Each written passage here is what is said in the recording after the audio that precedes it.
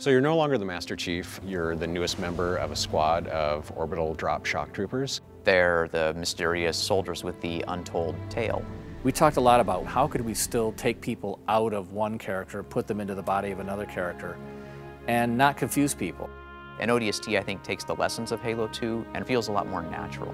You're going from one ODST to another. It's not so jarring as it was with the Chief and the Arbiter. What the hell am I supposed to do with this inside a Covenant ship? Romeo the smartass or Mickey the kind of guy who just wants to blow shit up. Allowing the player to step into the shoes of all of these different characters in the squad makes this a game about what happens to that squad. It's hard to create not just characters, but then give them a relationship. That's even tougher. Get this thing off of me! You've got Buck, who's the squad leader. He's the most hard-boiled, hard-bitten, seen everything, been everywhere, a little bit more cynical than the other soldiers, because he survived the longest. No! They're gonna burn this city and then glass the whole planet! Covenant bastard! This is like Reach all over again! Buck is the guy you want to be. You believe in him because he cares about his squad. All I care about now is getting my men out of this city. At the same time, he's distracted by this ex-girlfriend of his. Dare, she's an ONI operative. She takes over the squad. Replacements?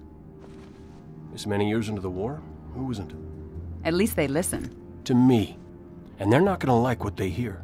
He wants to do his mission right. He wants to save his squad. And this whole time, Dare is there kind of poking him in the ribs. I never thought I'd see you again. Yeah? Well, here I am.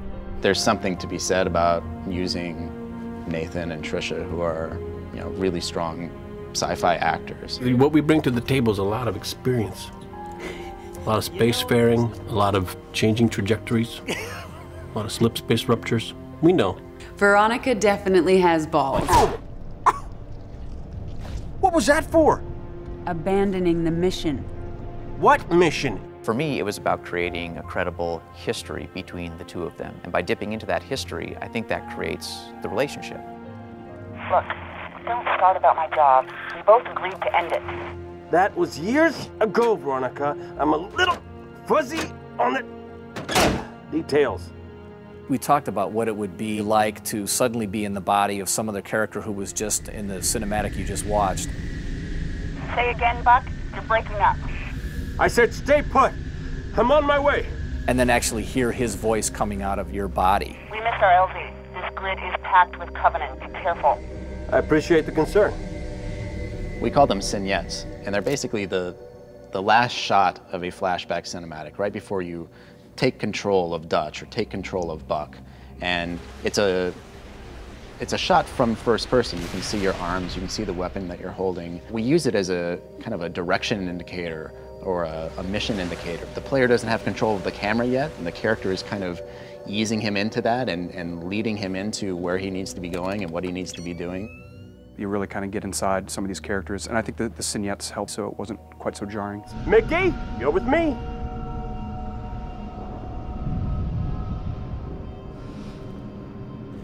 We often talked about the ODST as a kind of detective, lone gumshoe in the dark, mysterious city. Hey, let's drop one man that's not a Spartan on his own into a dangerous environment and let him really solve a mystery, let him find clues. We wanted to really get a different kind of Halo look and feel from what we've seen before.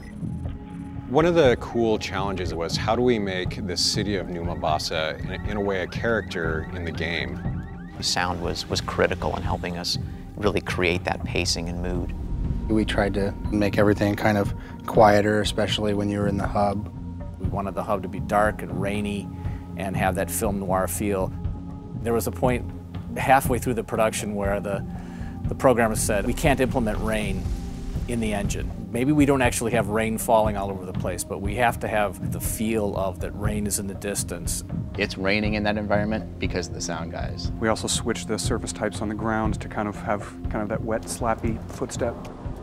As the thing started taking a life of its own, in no way did I want to hear any Halo music reused. It really deserved to have its own flavor from beginning to end.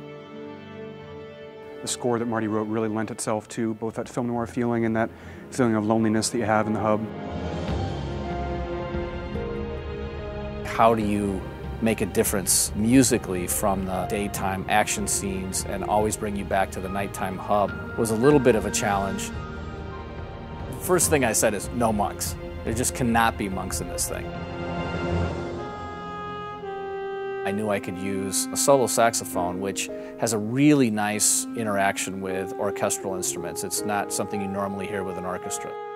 And it could really just change the whole color and feeling that sort of carry you through the hub. As the game itself got bigger and bigger, I needed more and more music, which is why I have more gray hair, so that's how that goes. There are some key elements that you'll find in the city. What if the phones rang? What if the ticket kiosks began to spit tickets and coins came out of vending machines? What if the city was trying to communicate with you? What the heck's going on? Sir, I'm really sorry about this. I was just trying to get out of the city. The thing that's the most different for me playing this game is the ability to randomly pick up the radio play story, which tells an entirely different story with entirely new characters. Old Mombasa. Dad, there's a ship. Listen, sweetheart. I wanted to tell you at breakfast, but you left so early. So the ringing phone became this jumping off point for what eventually became the superintendent. And then Sadie's story too. A car just came out of nowhere, smashed all the brutes. Was that you? My head. I thought airbags were supposed to stop you from getting hurt. Your tax dollars at work. So the superintendent's tale is this really neat evolutionary piece that you follow throughout the whole game. It's a very simple story when you get down to it, but it's told in an elegant way, in a complex way. You can understand and enjoy the ODST story if you don't pick up any of the telephones ringing in the city or any of the other objects. But if you do, you're going to be transported a little bit further back in time to the day before, but to a whole different world.